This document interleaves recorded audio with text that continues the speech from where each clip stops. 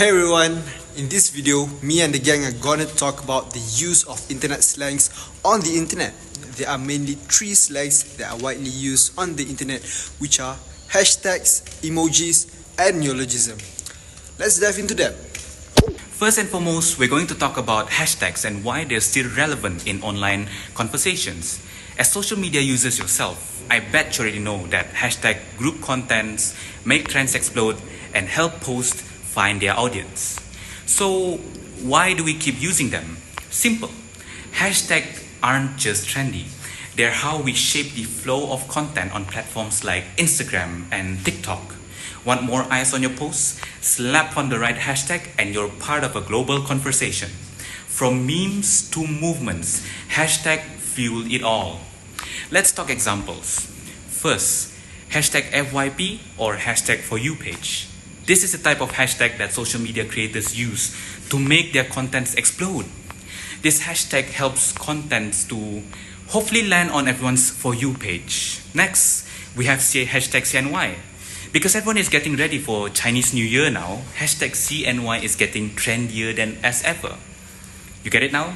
Hashtags not only help posts reach out to the correct audience, but they can also make a post go viral.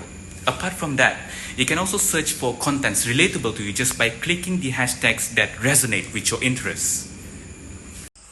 Second, emojis. Emojis are the tiny symbols or icons that express feelings. These tiny icons have revolutionized the way we communicate with each other. I'm sure that every one of you uses emojis daily. Emojis add tone, personality, and even humor to plain text, which makes digital communication more fun and human as the emojis reflect our feelings. For example, a laughing emoji can make a dull text funny. You can also emphasize your love towards your loved ones using the heart emoji. Feeling sarcastic? Include the eye roll emoji and you've made your point. Emojis make digital communication so much better. But hey, don't go overboard. Too many emojis make messages look like a code you have to crack. So be mindful and let your messages pop. Finally, we got neologisms. Have you ever heard of the word neologism? Let me explain.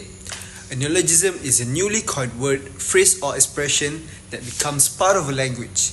It's often created to describe new ideas, trends, or inventions. For example, think of all the technology terms we use today. Many of them didn't exist 20 years ago. Let's look at two examples of neologism. First, selfie. This word came into use with smartphones and social media. It describes a picture you take of yourself, usually with a front-facing camera. Like this. Here's my selfie for the day. Another example is ghosting. It refers to suddenly cutting off communication with someone, especially in dating or friendships, without explanation. It looks like they ghosted me. Neologism reflects how language evolved with culture and technology. They help us express new ideas in our ever-changing world. Now, think about it. What's a word you've heard recently that might be a neologism?